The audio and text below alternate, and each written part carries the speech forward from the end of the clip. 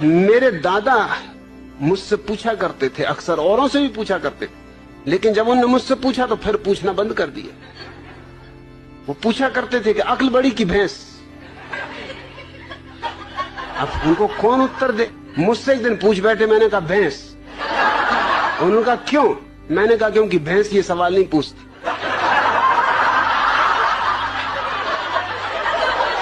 ये खुजली तुम्हारी अक्ल में ही चलती। भैंस तो बिल्कुल परमहंस दशा में। मैं कई भैंसों के पास जाके कई घंटों खड़ा रहा, कोई भैंस नहीं पूछती कि अक्ल बड़ी की भैंस। अरे भैंस को पता ही है कि हम बड़े, क्या पूछना। फिर उन्होंने नहीं पूछा। फिर मैं कई दफा उनसे पूछता था कि पूछो ना अक्ल बड़ी की भैंस। कहते तू चुप रहे।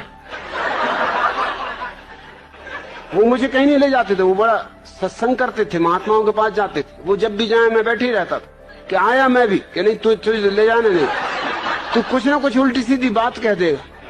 मैंने कहा उल्टी सीधी बातें तुम लोग करते हो, मैं सीधी सादी बात करता हूं। अब तुम ये बात पूछते हो अक्ल बड़ी की भैंस, और मैंने सीधा उत्तर दे दिया कि भैंस, तो तुमको लगता है उल्टी सीधी बातें कर रहा हूं। अरे आने दो, मैं भी तुम्हारे महात्मा को जरा दिखाऊंगा। एक दफा मुझे ले गए, सिर्फ एक दफा ले गए। एक महात्मा के पास गए वो मिलने, मुझे ले गए। महात्मा की उम्र रही हो कोई 30 साल, मेरी उम्र रही होगी मुझसे से कोई 15 साल, और मेरे दादा की उम्र रही कम से कम 60 साल। महात्मा ने उनसे कहा आओ बच्चा बैठो। मेरे दादा ने मुझसे कहा तुम्हें कुछ पूछना तुम पहले ही पूछ लो, नहीं तो फिर गड़बड़ हो जाएगी, फिर मैं पूछ लूं। मैंने उनसे पूछा कि बच्चा एक जवाब दो। महात्मा बहुत नाराज हुए, कहने लगे मुझसे बच्चा कहते हो? मैंने कहा तुम मेरे दादा को बच्चा कह रहे हरामजादे, 60 साल की उम्र के बूढ़े को बच्चा कह रहे, 30 साल के तुम हो, 15 साल का मैं हूं, तो कोई गणित में गलती कर रहा हूं? तुम बच्चा नहीं महाबच्चा हो। मेरे दादा ने मुझे फौरन बाहर निकाला, तू जा भैया, तू घर जाओ, कभी मेरे साथ मत आना। क्या बातें पूछ रहे हो?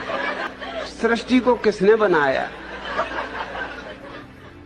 जान भी लोगे तो क्या करोगे? क्या फिर से बनाना है? एक से ही मन नहीं भरा। अरे इतना ही जान लो कि अपना अज्ञान कैसे मिटे। ये जानने से नहीं मिटेगा, ध्यान का दिया जला लो, अज्ञान मिट जाता।